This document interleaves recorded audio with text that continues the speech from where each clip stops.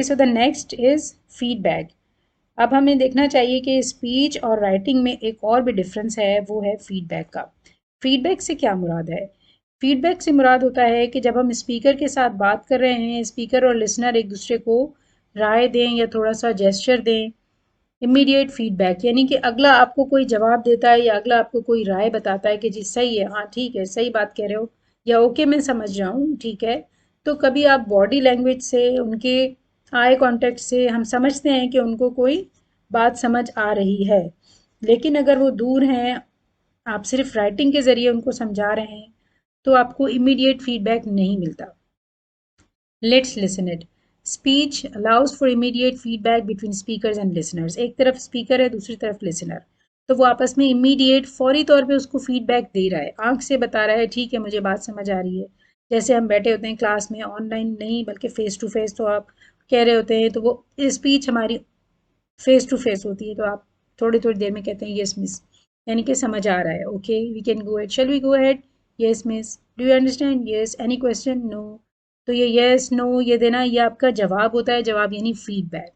तो लिसनर, सुनने वाला जो है स्पीकर को जवाब देता जाता है, इससे स्पीच बन जाती है आसान।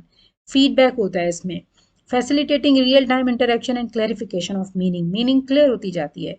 Speakers can adjust their speech based on listeners reaction, cues and responses. अब स्पीकर जहां आप कहते हैं नो समझ नहीं आया, then we'll have to repeat it, तो अब मुझे समझ आ गया कि आपको स्पीच से मेरी इतना क्लियर नहीं हुआ, उसको दोबारा रिपीट करेंगे, आपने रिस्पॉन्स दिया उससे पता चला।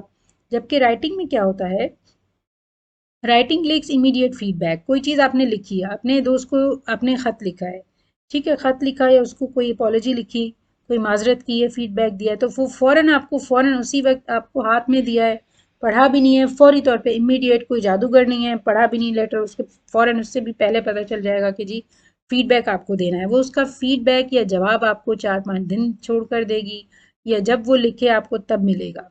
As the writer and reader are often separated by time and space, थोड़ा टाइम है, टाइम की वजह से वो थोड़ा डिस्टेंस पर है, या स्पेस की वजह से वो आपसे दूर है, कोयटा है, कलात है, तो वो आपको थोड़ा सा डिस्टेंस के बाद, थोड़े से टाइम के बाद, नॉट इमीडिएट, शी और he can not give you quite prompt feedback with the immediate effect.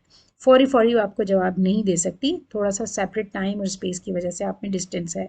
While writers can divide the text based on feedback from readers, जबकि रीडर्स को भी फीडबैक जो है राइटर्स को इतना जल्दी नहीं मिल सकता। रीडर ने स्टोरी पढ़ी पढ़ी है, जब मकबूल हो, जब वो पॉपुलर हो, जब तक समझ आए रीडर्स को, तो वो रिस्पॉन्स देंगे। This process is typically asynchronous and may not occur until after the text has been produced.